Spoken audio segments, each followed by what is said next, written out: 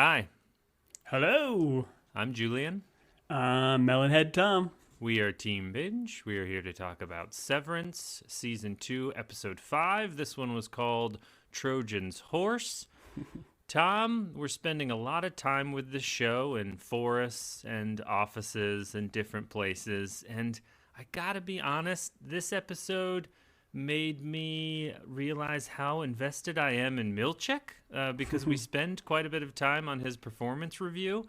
And I know he's not necessarily. Maybe he is a main character. I don't know how you qualify that, but I'm interested in Milchek's storyline, and I am more and more confused as to what his relationship is with the corporate structure and leadership. And then also this episode, some questions about like the Helena and Mark relationship was pretty compelling. So I enjoyed this one. Where were you at on this? Yeah, I very much enjoyed it too, man. Like it's picking right back up where we left off to kind of find out what happened to Irving. Kind of getting this reunion now with Mark and Helly, because this is really the first time Mark has seen Helly since. And Allegedly. Sure. Allegedly. But thinking about like the sequence of events that Helly went through, where she went up the elevator, she screamed at the people because she found out she was like an Egan, and then woke up in the middle of the water, like drowning, and her coming now back, just arriving at the elevator, seeing this Wong just greet her. I mean, it's just wild. And when I first watched this episode, I was like, man, how could Mark react to her like this? Because it was just so like cold and yeah. But like the more I kind of sat with it, I'm like, oh, well, okay, I kind of get it a little bit. Mark's just trying to kind of shut off, realize he can't win. There's just a lot of fun stuff in this episode, and I think it moved the plot quite a bit forward. And I'm with you, man. I'm in the Milchek bank. Like he is just such a fun and compelling character. Right. I don't like when this show does things like, hey, Tom had a theory. Tom's theory was right. And then I can be like, well, maybe sometimes it was Helly. And then this show comes back and is like, nope, it hasn't been Helly for a really long time. Tom was right. And I just, like, I watched this show thinking, golly, he's going to rub it in my face, which you never really do. But I guess despise you so much that I do feel like it's being rubbed in my face by the show. So, yeah.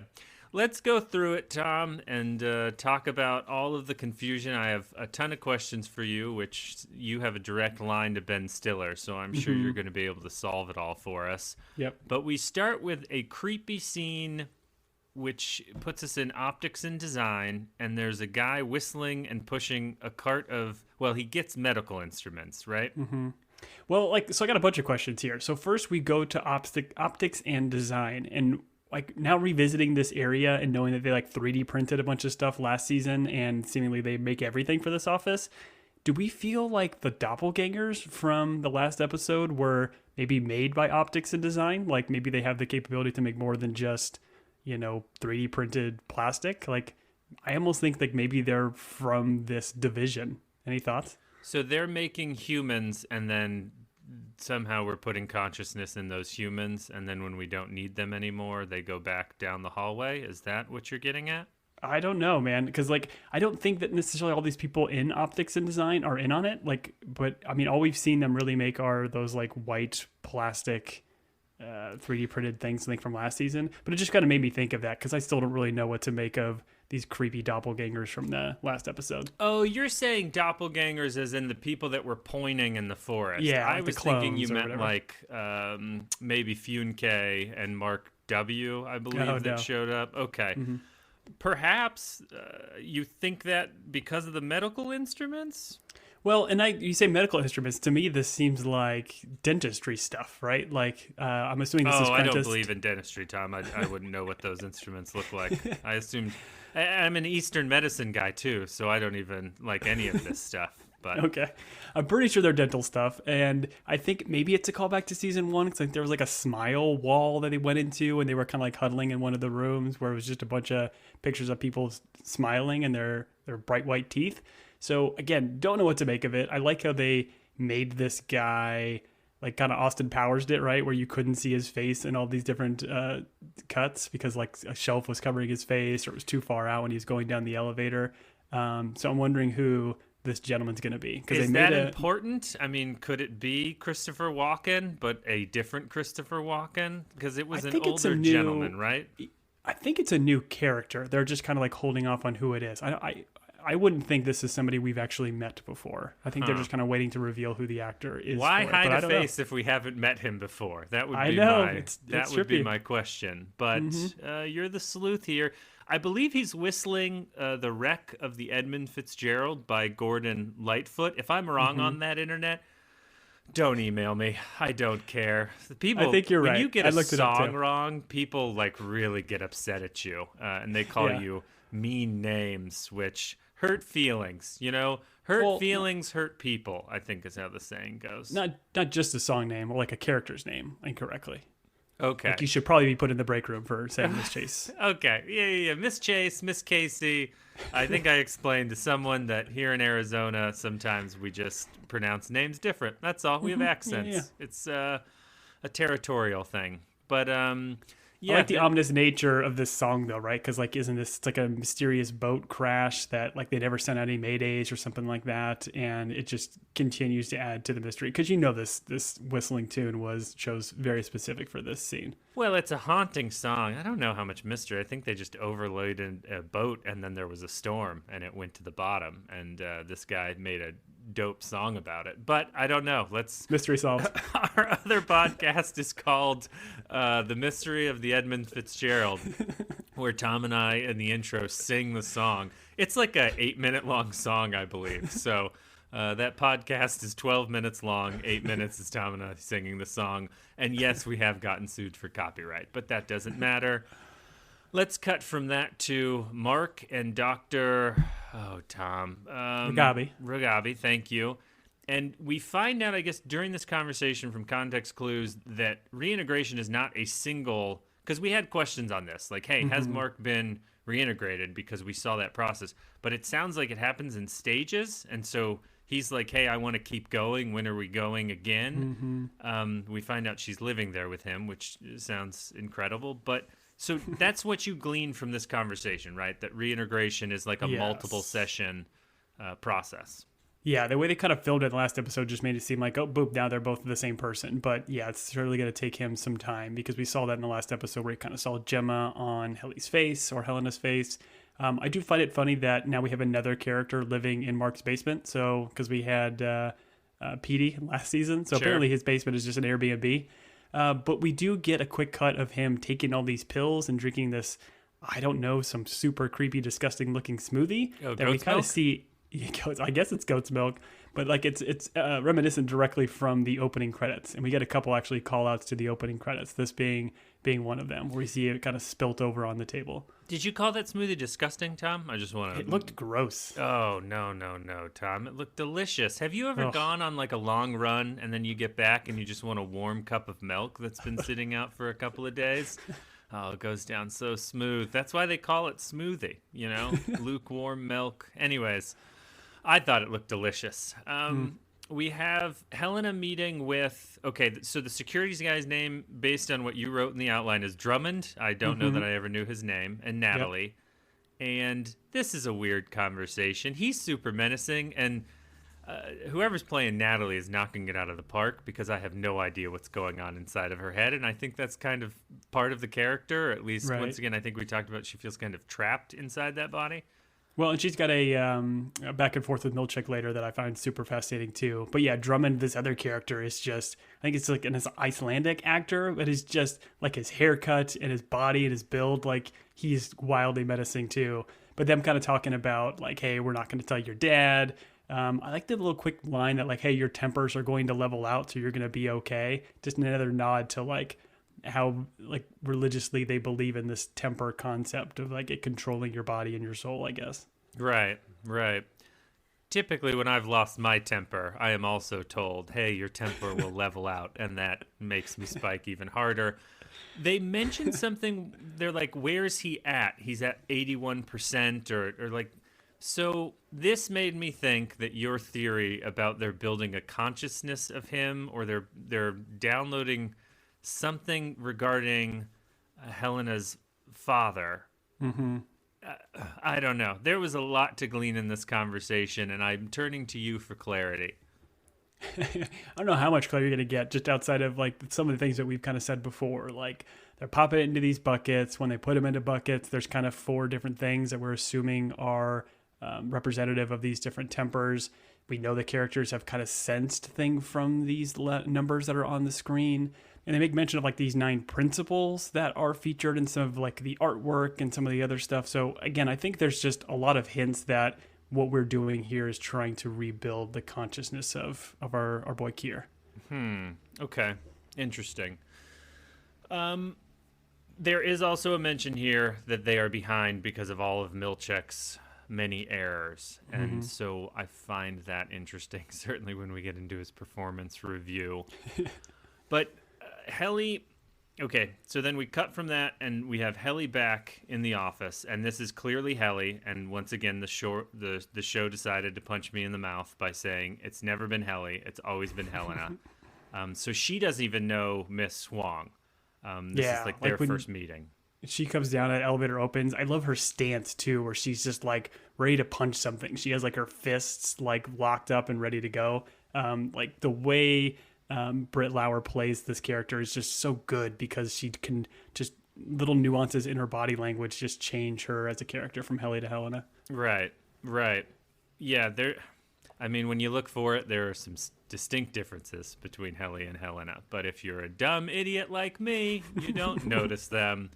We have a group meeting, and this is where everyone is getting back together, and Dylan is just shouting WTF constantly, which I love his performance. But Milchek explains to us that it was called a Glasgow block, and that is when your Audi is allowed into your innie down here in the office. But he doesn't go into any more technical data than this. It's just a fun name. I'd love to know how we got Glasgow block out of that. But really the conversation is, where's Irving? What happened to Irving? And I find it fascinating where Dylan treats Irving as if he's died. Because if he's fired and he's not coming down, then that severed part of his consciousness is no longer in existence and they've killed him. Whereas you see Mark reacting the other way, and he says it later where he's just like, listen, he's not dead, he's just not here. Which there's some Mark stuff in this episode that threw me off, but I find that idea, just how each one of them kind of takes it in terms of, is it death or is it just, no longer here? I found that kind of fascinating to think about. Yeah, I could agree more. Like this whole concept of like when they're waking up on that table and being integrated in as an innie, like they are babes, like they're just trying to learn this world. So I'm kind of in the Dylan camp. Like when they got rid of him and flipped his switch, like he is dead for all intents and purposes, like that portion of his brain. But I do appreciate that they say, his permanent dismissal where he's on an elongated cruise voyage. I just love Milchek's language. It's great. Oh yeah, well he gets knocked for it in his performance review. Elongated cruise voyage. I do like the idea of just being like, everything's fine. He's drinking Mai Tais. He's doing the limbo. It's a Carnival cruise. He's right in the right age range for that brand of cruise. He's having a lot of fun. Milchek tries to throw them off by being like, hey, I know Helena Egan came down and pretended to be Helly.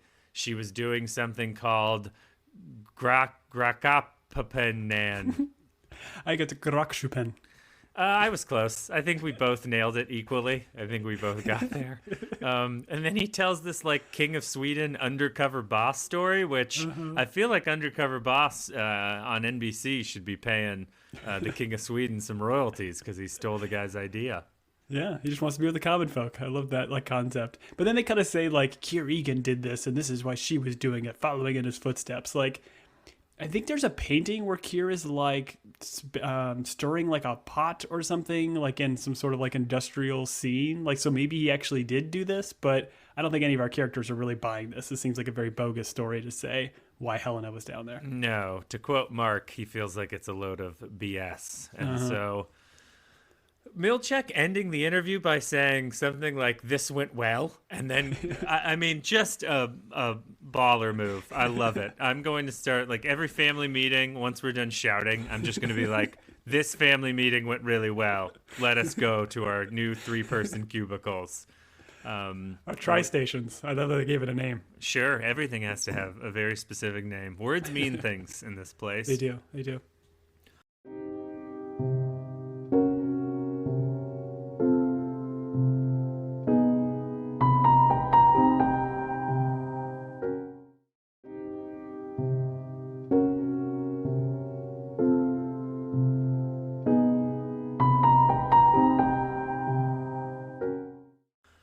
Dylan saying, "Hey, if you're taking feedback on this setup, I hate it." It's just such a great line. Like even the stuff like on the desk, right? Like Irving is crudely photoshopped out of that desk picture of them. Crudely? I thought it was spot on. I forgot about Irving instantly when I looked at that off-center photo with 3 of them standing to the right. It was great. Love it. And then Dylan being like, "Let's have a funeral." Because now you get the sense that this is because Dylan, and I think we explore it later, but it's because he feels guilty that he was not more helpful to Irv, and also they had a friendship because Dylan and, he had that conversation when Irv was very sad at the losing of Bert. Man, every time I say a character's name, I just want to get it right so that I don't get hate mail, but it is what it is. So he wants this funeral from a... He feels guilty that he didn't help Irv, and Irv's last words to him were pertinent. "Hang in there," which I thought was they showed it in the recap, which was helpful. Yeah, but yeah, this and then how Mark is just so flippant about it. He's like, "Oh yeah, we can do it as long as it's quick." Like this was again, like I said in the beginning, Mark just seemed like a very different character here. But like the more I think you think about it, and like his kind of coming to realization that he just cannot control any of this world. I think I get it. I understand it, but it's a quick turn for sure. Well, and they were doing a thing here where I even wrote in my notes as I was watching this. I was like, "Oh, is this Audi Mark?" Because Audi Mark would be confused by all of this, and he kind of plays along, but he's not really emotionally invested. And so I was like, okay, so this is from reintegration. This is Audi Mark just pretending to be any Mark. So he doesn't really know Irv, so he wouldn't really feel a connection. And he wouldn't really know his connection with Helly either, because Helly is like, "Hey, are you not going to stay? Like, are we not going to talk about this?" And she is very confused by how he's acting. And so smartly, this show made me think, oh, this is Audi Mark, where, in the next scene where Helly and Mark are arguing, it's really just him realizing, like, hey, I can't win here, and feels she was essentially being a spy or a traitor, and he doesn't know who the real Helly is. I found that really well done. And you obviously never thought it was Audi Mark because you're smart, but I definitely thought there was a moment where this was Audi Mark. Well, no, I think it's a fair point. I think even later and we'll get to it when he's confronted by Milchick in the elevator, like he seems to almost change tones, right? He's just more like direct with him, and is, I think in some of these scenes too, or maybe it's like because he is now reintegrated, it's like some of it could be subconscious where he's kind of falling into his Audi self a little bit, because we have seen scenes when he goes full Audi Mark and is like on the severed floor, he is freaking out, right? So it's like if he really was Audi Mark in these scenes, like he would be freaking out a lot more than he's doing now. But maybe there's something in the subconscious that's kind of playing with him, allowing him to be, I don't know, just a little bit different than the Marcus we kind of know and love. That's a great point, and I think we could talk about it now. So when he gets in the elevator and Milchick stops him, and he's just the closest of close talkers, yeah, Mark starts saying things, and I was like, wait, does any Mark have that information? He brings up like the newspaper, and I got very confused. I was like, wait, has the ding already happened, and this is Audi Mark? No, the ding doesn't happen until, they go all the way up. So I don't know if the consciousness are just bleeding into each other. To your point, I guess, did you have more to explore in that conversation? Because Mark literally looks him in the face and is like, hey, this is all BS, what you're doing, which right. I don't think any Mark would do. And it's almost like he's putting on a face for his peers. Like when he's around them, he's saying like, I'm kind of back in it. I'm going to keep working. But then he kind of has that, I think it is Audi Market, like the scene transitions and he ends up leaving 6 minutes early, right? Which wouldn't be something any Mark would do. So yeah, I don't know. But yeah, he definitely right. seemed... They have that shot of him like coming to consciousness. So that is Audi Mark in the in the elevator then? No, it's got to be any Mark, right? Because if it was Audi Mark, he doesn't I don't think he would have reacted like that. You mentioned the newspaper, like that is any Mark that got the newspaper, so he did know about that. But yeah, I don't know. I way they filmed the end sequence with him actually like walking the hall, and then seeing Gemma kind of at the very, very end, like he is freaked out, right? And seeing this, so I can't imagine that this would be Audi Mark. That is still kind of relatively level-headed. He's just kind of changing his demeanor, I guess, when he's one-on-one with Milchick. Right. And then Milchick also brings up, hey, did you talk to Helly about making, I don't know, sweet, sweet love to Helena that was not her? And there's very awkward there. Milchick is so menacing and so great. And I don't know. I feel like they did him dirty in his performance review, you know? I agree there. Let's go back to after they request the funeral. We have a quick moment where Miss Huang and Milchick have to get together the bereavement kit, which I found absolutely hilarious. This is like if your office does birthdays and then your office also did funerals. Like, hey, you get the cake, I'll hang the banner that says it is your funeral. Like, I don't know. This was funny. It was great. And like we see the Irving mugs, which again we saw in like the opening credits where we kind of like the 2-finger handle hold. But I think the other fascinating thing is we see mugs for the other innies' faces, right? Like, so this is something that they are planning for, all these innies to potentially need a bereavement kit at some point and need to use them.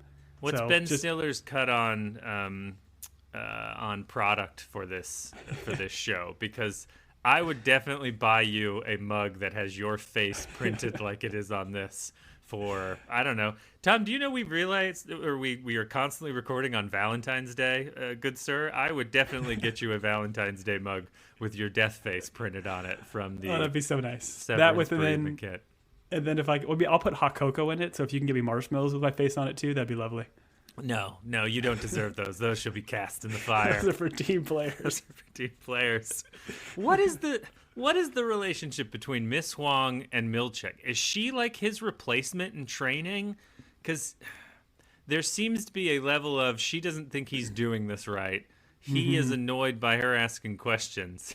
That is an opinion, unsolicited, which so good. Well, I mean, even the way she is presenting it, like, can I say a question? Like, she doesn't not say ask. Like, she seems just like a robot almost, like in Not her a real demeanor. human. And she's right. She's just like trying to figure some of this stuff out, but clearly has a different take on how to manage these people. And even says at one point, like, we shouldn't be doing this. It's making them feel like people. And we even had Drummond and Natalie in the beginning kind of like, you got to remember who these things are. They didn't say things, but like they just don't see them as real people. It's wild and fascinating. But I do love the exploration of Miss Wong and Milchick and their relationship. It's great. Sure. So is this just a human farm down below? When you take the elevator down, are there just a bunch of bodies that, I don't know, you have to upload consciousness in, and then maybe they ran out of bodies of the right age, so Miss Huang is like a manager in training, but the body wasn't ready, so they brought her up. Is that a strange thing to? Are we just farming human bodies, and that's why we have like some poorly made doppelgangers pointing in the forest? It's definitely possible. It kind of reminds me of like Westworld style. Like, did you watch that on HBO? Like, because they just had like this. Yep. It's not called cold storage, but it's a similar concept where it's just a bunch of these robot people standing there naked, waiting to have their consciousness started. Maybe this is Westworld. Yeah, it could be. Just it's Eastworld because it's cold and there's a tundra and there's snow. Westworld, there'll be an ocean. There's no snow in the Midwest. That's fair. We just don't have snow here. That's all. Why 9 seconds, Tom? They get 9 seconds to mourn Irv. I saw the internet video where they kind of mentioned the 9 seconds may be like kind of aligned with the time they spend in the elevator going from Innie to Audi. I thought that was kind of a fun little nod, but I don't know why the 9 seconds. And then they got work to do, I guess. Sure. Well, Mark feels that way. Yeah. I would, Tom, for you, I would give you at least 12 seconds. I would mourn for 12 seconds. Appreciate you. They do his lifespan in quarters. I thought that was interesting, like business speak. I like they also had the banner that you mentioned in the background, which, I mean, it said 870 to 882. So I guess he's 3 years old in terms of his innie. Just brilliant, not marketing, but like brilliant setup here for this. Okay, those are quarters, so those are not years. 870 to 882. Yeah. So they've been, I mean, is that how many fiscal quarters this company has been in business? No, it's how many that Irv was around, right? That's Well, specific he was to him. there between 870 and 882, right? So there have been 870 quarters. I don't know what that math is. Oh, I see what you're saying. I see Yeah. what you're saying. Well, someone smarter than us. Reddit, they did the math, can get at us. Dylan gives a great eulogy. I appreciate this. I wrote some lines down so that the next time I have to speak at a funeral, I'm going to use this. I will end everything with, he was awesome, and I miss him. Agreed. He was, but I'll probably say rad. He was, no, super dope. He was super dope. Or she. She was super dope, and I miss him/her. All right. The watermelon head, Tom. Go ahead. Goodness. Go ahead. It was terrifying to see this head be wheeled in. It was like that uncanny valley thing where it was like too realistic, but it's still a watermelon. It was something else. Hard disagree. I thought it looked delicious, and I think more watermelon heads should exist in this world, and in our world, to be honest. I would definitely love a slice of someone's cheek, you know? Oh, man. Okay. We touched on the Helly and Mark argument. The one thing I want to mention that we did not touch is this argument illuminates that Miss Casey, I said the name right, is Mark's wife. And this is the first time Helly finds that out, right? Because Correct, it was Helena before. And Dylan kind of like throws them under the bus essentially, and like throws this big nugget out here. Right. And this is also where we find that rather than this being outie Mark just in a confusing situation, because even during the funeral, he's so detached, and they're like, hey, Irv was your buddy. And he was like, oh, well, you know, he's not here. He's not dead. He's just not here. And I was like, oh, this is definitely how outie Mark would react if you were like trying to fake your way through an office funeral. Like, that's probably what you'd be like. But instead, he's just aloof because he, in this argument, he mentions they know everything. They're like one step ahead. They know about the posters. They know about us.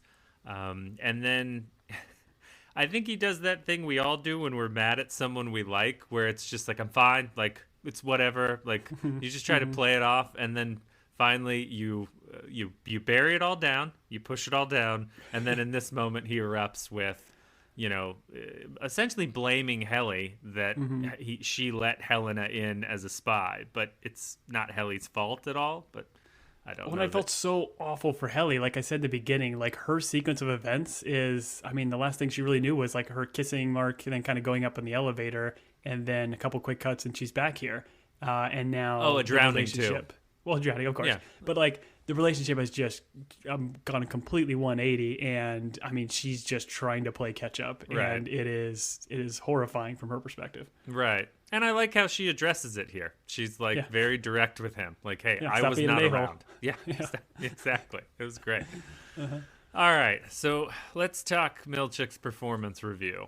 And this starts by him walking with Natalie. And they have an interesting conversation where he is trying to... He brings up the paintings that were adjusted from everyone in the painting being white to being black. And he is, I guess, trying to elicit from Natalie some form of, hey, that was weird, right? And you see why that's weird, right? Is that...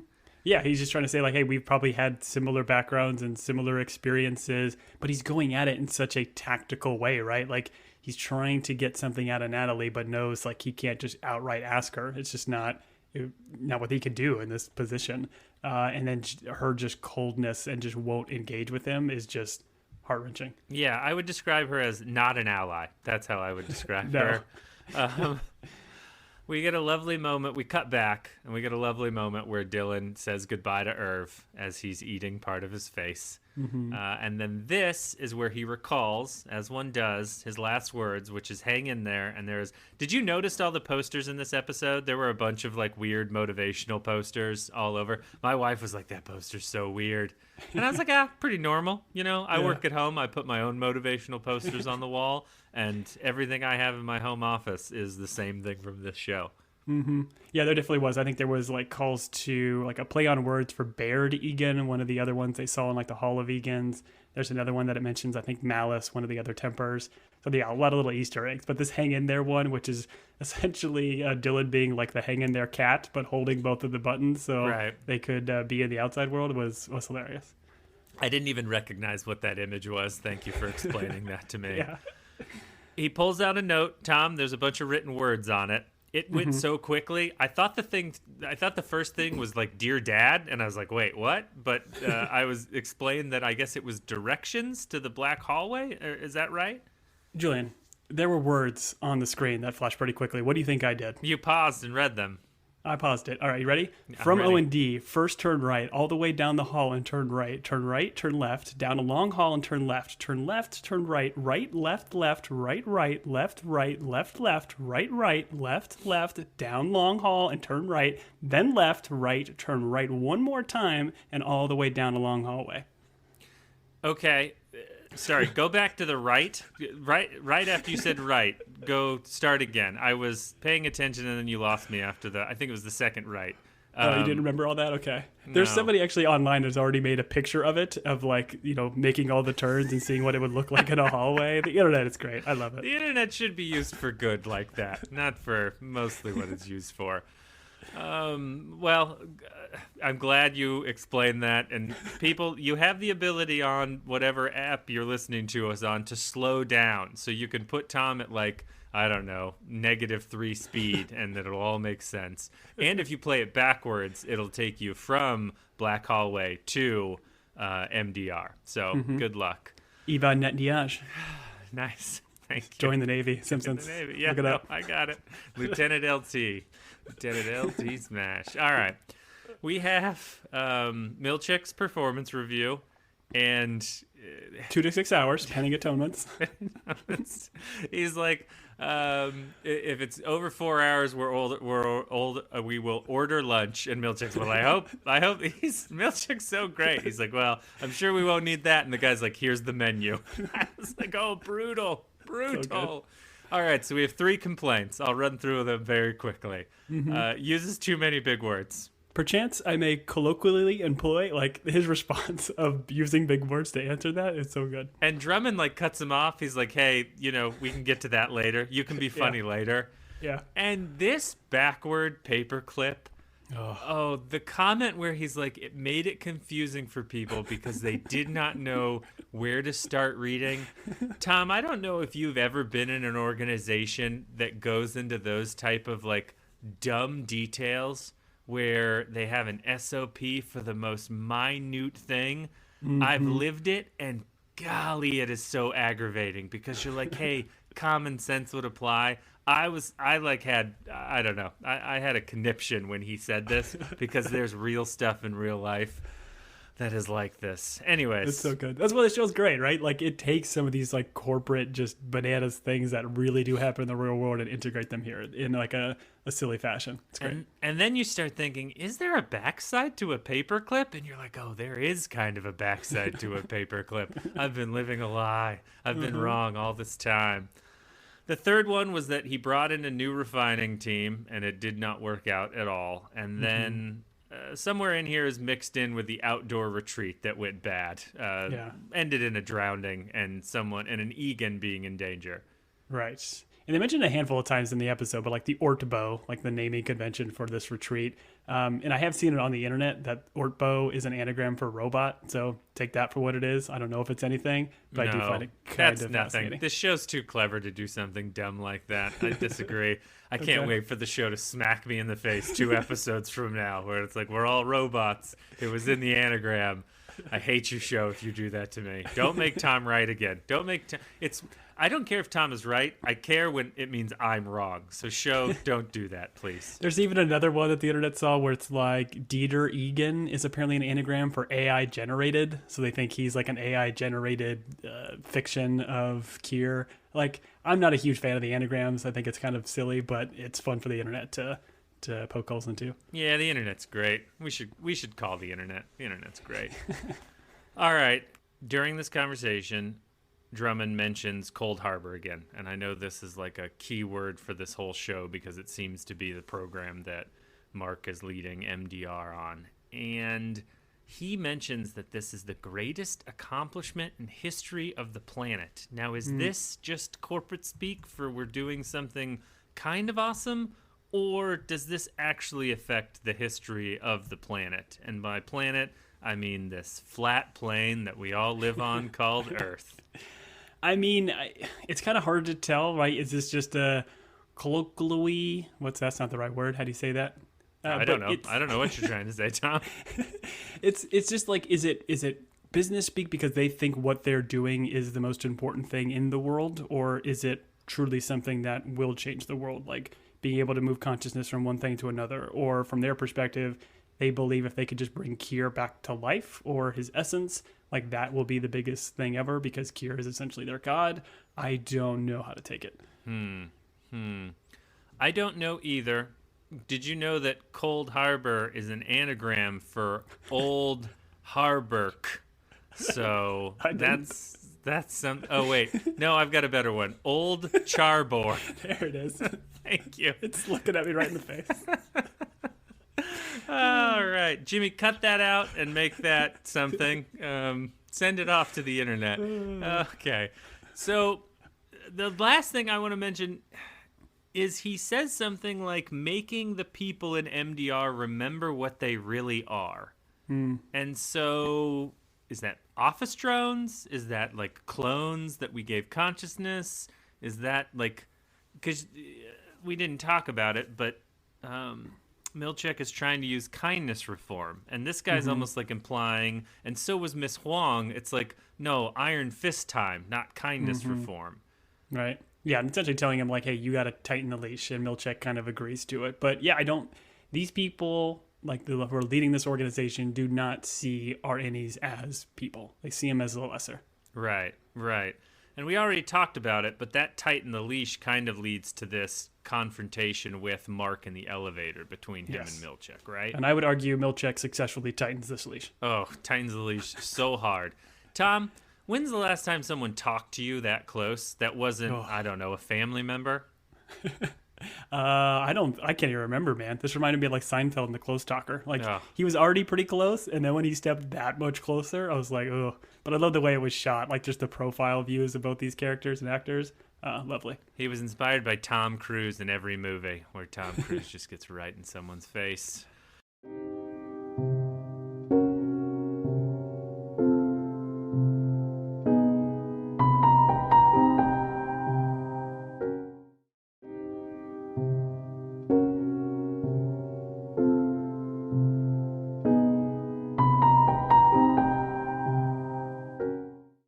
Hard cut.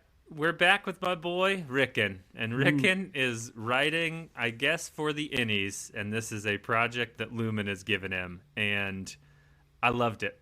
I loved every bit of it. Rickon's book is available, Tom, or like the first 8 chapters. Did you read it, or did you give it a try at all? I didn't. I think I had the audiobook downloaded and I was on a flight, but didn't get a chance to listen to it. I ended up reading actually Dark Matter instead. Good. But Good for you. I love the way he even says not Trojan horse, like Trojan's horse. Like he's trying to kind of use his little mannerisms even in the episode title here. It's great. Right.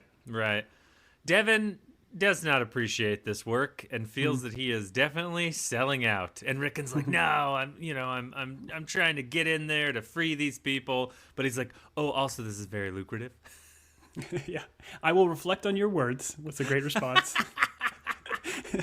I'm stealing that. I'm stealing that for the next time I've gotten in trouble. It's been said before, like this Rickon and Devin relationship does seem like odd, right? Like, and we don't see obviously their whole relationship. We're just getting bits and pieces, but I'm with Devin here. Like, what are we doing? Like, you're just kind of speaking for this company and that we already are very suspicious of. But I think Rickon makes a good point. Like, both fiscally and like creatively, it's a big opportunity for him and for them. So can you throw it all away? It's an interesting question. Sure. And I don't spend a lot of time with their relationship either, Tom, but I can definitively tell you that they're both with the wrong person. I do want to point out that he says Nat for Natalie, and she calls him out on it. So she is clearly not comfortable with whatever goings on there is with Rickon and Lumen. All right. Irv is with his paintings. So he's not dead, Tom. He's alive. This is his outie. He's on a weird cruise where it looks like the inside of his apartment and it's just a bunch of dark paintings. And I guess that's like Norwegian Cruise Lines, probably, is what he's on. Probably Swedish. Right. Let's tie it into the king from earlier or whatever. He just didn't go for the balcony room. This is a inner cabin room. So interior. The interior. Thank you, Tom. That's what it's called. On a boat, it's called interior.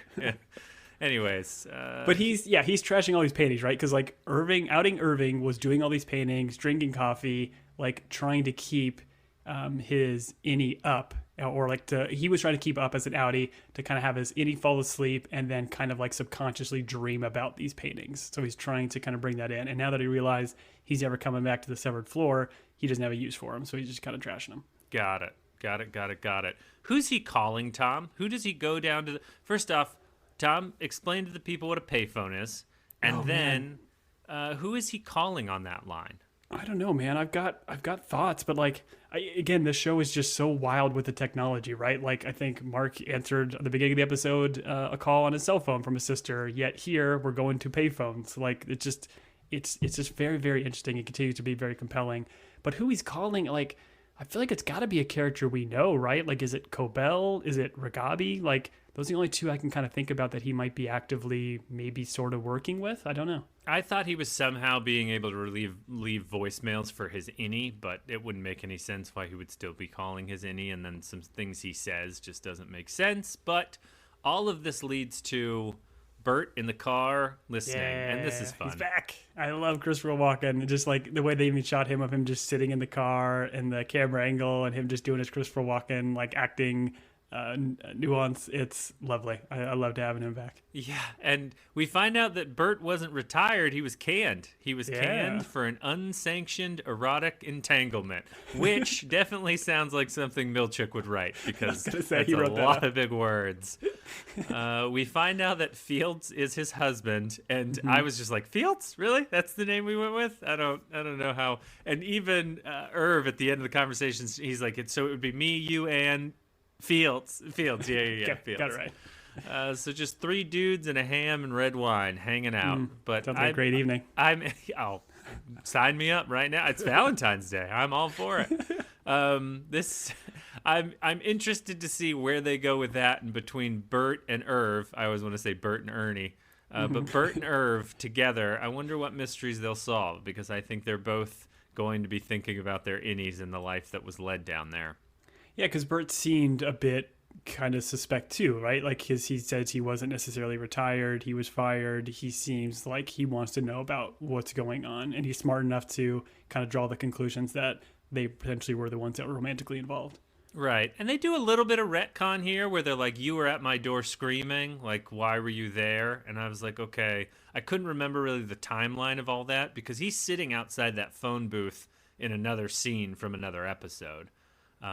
But right? Am I recalling that right? When Irving was unsevered or switched or whatever it was, he was knocking on the door, but we still have no idea what happened from that conversation afterwards. Right. But based off of this interaction, I'm assuming right when Irv came to, he just kind of ran away. So they never actually made contact, or maybe they did, right? Because Bert recognized him in some form or fashion. But well, that's what I'm saying, that there's also a scene where we see Bert in the car watching him at the he's phone. Kind of spying on that's him. not this one, and I just couldn't remember when that scene was. But I'm sure someone very helpful on the internet will reach out and tell me what an idiot I am. Anyways, let's go to Mark and Dr. Ragabi. Thank you, Tom. The doctor very pointedly mentions that Miss Casey, or Gemma, is not dead, and that they know people in the morgue in Kier. And so Mark is concerned with whether or not his wife is being tortured in the bottom of Lumen. It seems crazy that if you knew this, that you're not... Do police not exist in this town, Tom? I don't know. We saw, was it Gretchen, Dylan's wife? She seemed to have a uniform on. Maybe she's a cop. We just don't know anything about this place and where it actually exists in the world here, Well, right? Because it's like town of Kier. The cops go after Petey at the gas station, so there is a touche. police force. So would she just then say, well, they have people on the police force in Kier? Is this a cult town? That's what I wanted to know. Like, everything's old. We've got payphones. The people that live there all seem to be somehow related to Lumen other than Mark's sister and the people that visit Rickon, but they live what seems like kind of far away, or at least it's a drive. Yeah, I mean, there's when they show that all the different protocols that they kind of have, like the Glasgow block and the overtime contingency, like there's clearly plenty of other ones. So I wouldn't put it past like this entire town potentially being severed to different degrees. Like they're just controlling their minds and what they're doing. So I think you could even go back to the first season, some of the conversations like Mark had with his like quote unquote friends as an outie, like on the dinner table conversation. And some of them seem to be like, I don't know, maybe kind of Kier-esque in the responses or trying to kind of keep Mark in check. I don't know. I don't know what to make of it yet. Outside of we should be asking questions. But yeah, they do find the remains, like cremated remains, like a necklace. I'm assuming that necklace was kind of featured prominently in the shots. I'm assuming we'll get a cut of it maybe later. But I mean, I don't know. Like if they do have remains, sure, the remains could be faked, but Mark seemed to be very clear that he identified the body. I still think that's a different body. I don't think it's necessarily Gemma just going down and becoming Miss Casey. Why in my mind did I think she burned to death? Am I wrong on that? It was said, yeah, when Mark and sister Devin were kind of talking in the diner, he had kind of mentioned, like, I saw her burnt body or mentioned a fire. So, I mean, I'm assuming that she actually did die in the real world and they are just reprinting her, putting her consciousness or trying to put her consciousness into a shell of her. Okay. Is my running theory. Or Lumen's good, you know? And they see a guy that's grieving and they're like, hey, we'll 3D print your wife and bring her back and it'll be cool. And Lumen's great, you know? I think they do a lot of good stuff. How cool of a twist would that be of like the whole show is just pushing Lumen as like this most menacing organization, yet they turn out to be doing all this like for good. Like that would be fantastic. Listen, I think, I think that happens all the time. Remember when everyone was like, oh, Halliburton's bad, you know, and all those really great oil and gas companies, and then like the Pfizer that they make the medicine that doesn't work, you know, and then NASA telling us the Earth is round, you know. There's a lot of companies that are just misunderstood. Yeah. Please don't at me about anything I just said. That was all done for comedy, and if it wasn't funny, well, that's probably true.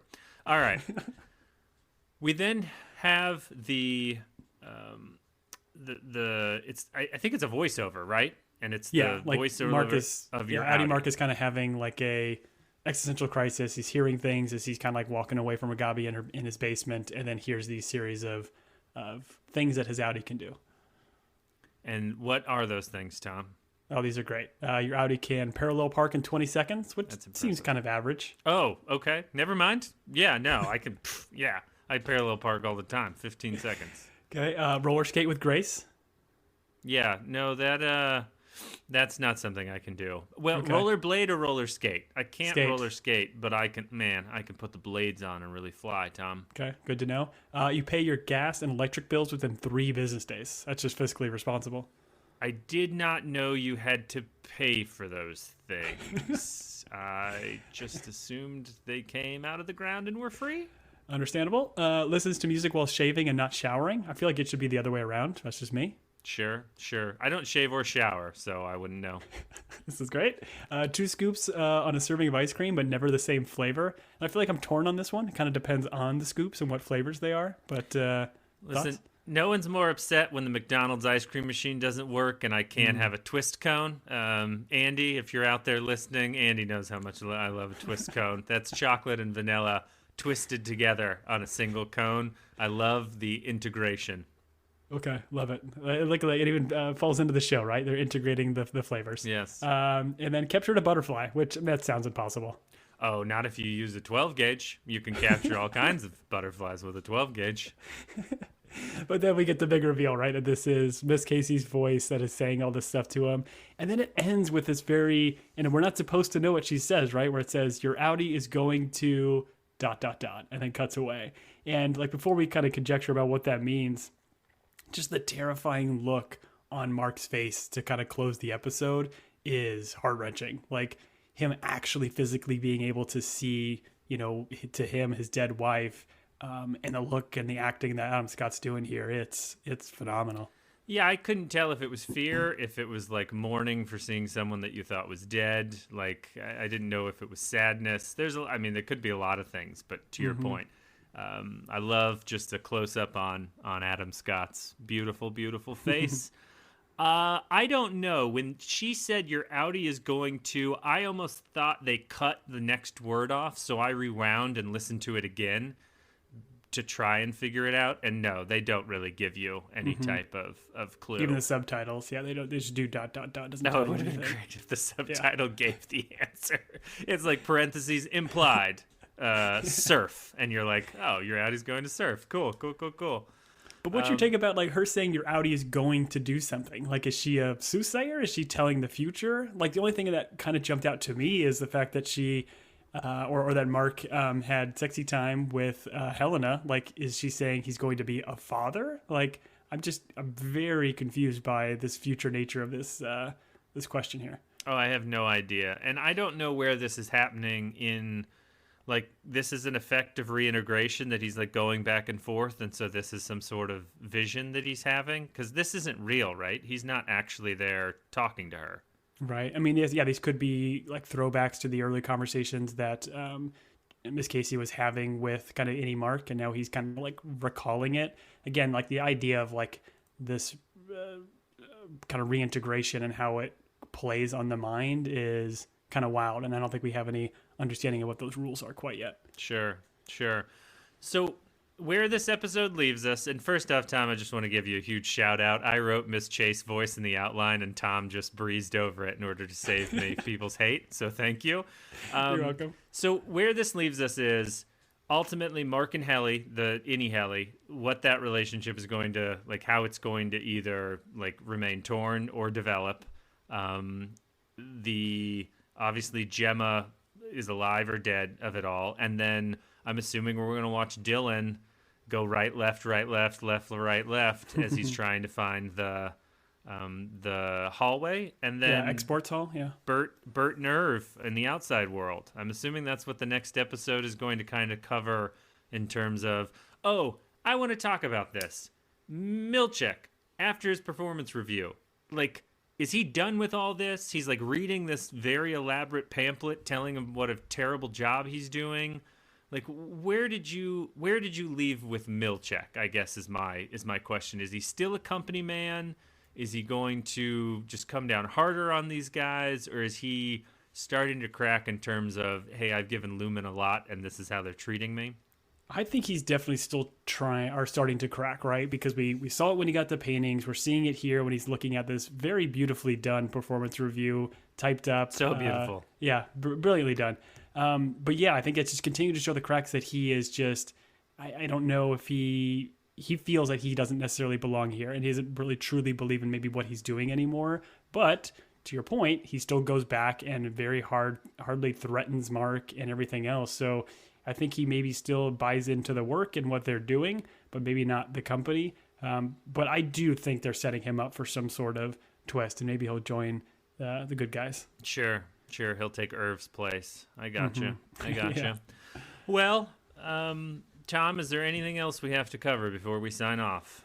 No, man. Fun episode. Again, I think it's just a cool way to, like, after having that Bottleish episode where it was just our Audis, our Innies in kind of a brand new environment, and then getting that big reveal, I like that we just very quickly picked up and got to figure out where our characters and how they're reacting to all this, and they're continuing to add more mystery while answering a handful of questions. It's just been fascinating, brilliant television. I love it. I do too. I've been enjoying it. So, if we missed something, if there's something you'd like to reveal to us, a detail for those of you that have watched each episode 4 times, I'm talking to you, Jennifer, please email us at teambingepodcast@gmail.com. Tom will cover the other stuff because I'm not allowed to. Yeah, follow us on the social medias of your choice: Blue Sky, Threads, Instagram, Twitter. Let us know what you think at Team Binge or at Team Binge Podcast. Again, we've got a lot of fun interactions with folks this season, and it's definitely a fun community to deep dive into. And I dive into it a little bit. I'm not into the Reddit threads, but I'm at least on some of these socials and what people are posting, and love to hear people's guesses and theories, since we're all in the dark trying to figure this out week over week. So Sure. thanks again for listening. Sure. Oh, the last thing I want to mention, Tom, is we had a listener reach out and mention the painting. And in the painting, it looks like it might be Mark. Did you dive into that at all? Or what were your feelings on that? I did. There's obviously we've got a lot of these different big portraits and paintings of kind of Keir and his legacy, but there is one that very well called out by the listener that it almost kind of looks like it's a picture of Mark in the foreground. And I do think there's conjecture online about Mark being, not only is he just doing this stuff for cold storage and is being able to rewrite this consciousness and getting us to 100%. We don't know why yet, but they seem to think that he's a more important figure, right? Like, is he potentially an Egan as well? Does he have some form of Egan lineage? I think that could be quite fascinating, but also kind of gross if, based on the Helena relationship that they just had in the last episode. But fascinating stuff, and I love listeners that are picking that stuff out and reaching out to us and letting us know. Yeah, thanks again, Jennifer. And I just want to say that wig that Adam Scott is wearing does a lot of work in relationship to that painting, so that's where it all makes sense to me. But for Team Binge, I have been Julian. And I have been Mel and Tom. Till next week, everybody.